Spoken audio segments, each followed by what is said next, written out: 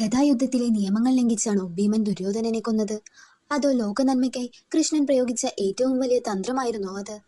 അധർമ്മത്തിന്റെ രാജാവായ ദുര്യോധനന്റെ അവസാന നിമിഷങ്ങളുടെ കഥ ഇതാ. കുരുക്ഷേത്ര യുദ്ധം അതിന്റെ അവസാന ശ്വാസം വലിക്കുകയായിരുന്നു. കൗരവപട മുഴുവൻ ഒടുങ്ങി. തന്റെ ഉറ്റവരും ഉടയവരും നഷ്ടപ്പെട്ട ദുര്യോധനൻ ഭയത്താലല്ലെങ്കിലും ഏകാന്തതയാൽ യുദ്ധഭൂമിയിൽ നിന്നും ഓടിമാറി വൈശപായന സരോവരം എന്ന കുളത്തിന്റെ ആഴങ്ങളിൽ ജലസ്തംഭന വിദ്യയാൽ ഒളിച്ചിരുന്നു.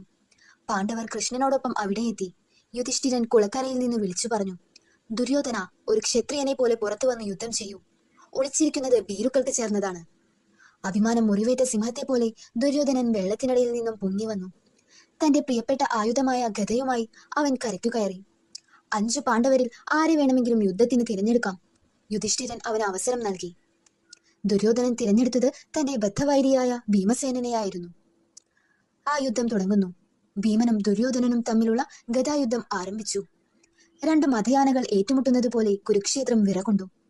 എന്നാൽ യുദ്ധം മുറുകിയപ്പോൾ ഭീമൻ ഒരു കാര്യം ശ്രദ്ധിച്ചു. തന്റെ ഗദ കൊണ്ടുള്ള പ്രഹരങ്ങളൊന്നും ദുര്യോധനന്റെ ശരീരത്തിൽ ഏൽക്കുന്നില്ല. ഗാന്ധാരിയുടെ ദിവ്യദൃഷ്ടിയാൽ വജ്രസമാനമായ അവന്റെ ശരീരം ഭീമൻ തളർത്തിക്കൊണ്ടിരുന്നു. ഭീമൻ പരാജയപ്പെടുമെന്ന് കണ്ടപ്പോൾ അടുത്തുനിന്ന് അർജുനൻ കൃഷ്ണനോട് ചോദിച്ചു, വാസുദേവ, ഈ അധർമ്മിയെ തോൽപ്പിക്കാൻ കഴിയില്ലേ? കൃഷ്ണൻ പുഞ്ചിരിച്ചുകൊണ്ട് പറഞ്ഞു, ഭീമന്റെ കരുത്തു മാത്രം പോരാ, അവന് തന്റെ പഴയ പ്രതിജ്ഞ ഓർമ്മ വരണം. കൃഷ്ണൻ തന്റെ വസ്ത്രമുയർത്തി സ്വന്തം തുടയിൽ കൈകൊണ്ട് തട്ടി ഭീമൻ ഒരു സൂചന നൽകി. പണ്ട് സഭയിൽ വെച്ച് ദ്രൗപദിയെ അപമാനിച്ച ദുര്യോധനന്റെ തുടകൾ തല്ലി തകർക്കുമെന്ന് ഭീമൻ എടുത്ത ശപഥം ആ നിമിഷം അവന്റെ ഓർമ്മയിൽ മിന്നിമറിഞ്ഞു. യുദ്ധ നിയമപ്രകാരം ഗദായുദ്ധത്തിൽ നാഭിക്കു താഴെ അടിക്കാൻ പാടില്ല. എന്നാൽ അധർമ്മത്തിന്റെ പ്രതീകമായ ദുര്യോധനനെ വീഴ്ത്താൻ അതല്ലാതെ മറ്റു വഴികളില്ലായിരുന്നു. കൃഷ്ണന്റെ സൂചന ലഭിച്ചതും ഭീമൻ സർവ്വശക്തിയുമെടുത്ത് വായുവിൽ ഉയർന്നു ചാടി ദുര്യോധനന്റെ തുടകളിൽ ആഞ്ഞടിച്ചു. തന്റെ ശരീരത്തിലെ ഏക ദുർബല പ്രദേശത്ത് പ്രഹരമേറ്റ ദുര്യോധനൻ അലറിക്കൊണ്ട് നിലം പതിച്ചു. വജ്ര ശരീരമുള്ള ആ മഹാരാജാവ് മണ്ണിൽ വീണുകിടന്ന് പിടഞ്ഞു. ആയുസ്സൊടുങ്ങാറായ ആ നിമിഷത്തിലും അവൻ കൃഷ്ണനെ നോക്കി പല്ലുകടിച്ചു. നീ ചതിച്ചു വാസുദേവ, നിയമം ലംഘിച്ചു, നീ എന്നെ വീഴ്ത്തി. അപ്പോൾ കൃഷ്ണൻ ശാന്തനായി മറുപടി നൽകി, ദുര്യോധന, ദ്രൗപദിയെ സഭയിൽ വസ്ത്രാക്ഷേപം ചെയ്തപ്പോൾ എവിടെയായിരുന്നു നിന്റെ നീതി? അഭിമന്യുവിനെ ചതിച്ചു കൊന്നപ്പോൾ എവിടെയായിരുന്നു നിന്റെ നിയമം?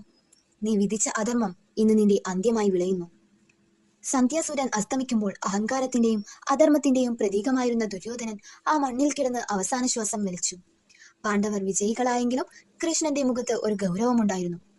അധർമ്മം നശിക്കാൻ വലിയ വില കൊടുക്കേണ്ടി വരുമെന്ന സത്യം ആ മുഖത്ത് നിഴലിച്ചു. ഇതുപോലുള്ള പുരാതന കഥകൾക്കായി ഈ ചാനൽ ഇപ്പോൾ തന്നെ സബ്സ്ക്രൈബ് ചെയ്യൂ. ഭഗവാനോടുള്ള നിങ്ങളുടെ ഭക്തി അറിയിക്കാൻ താഴെ ഹരേ കൃഷ്ണ എന്ന് കമന്റ് ചെയ്യൂ.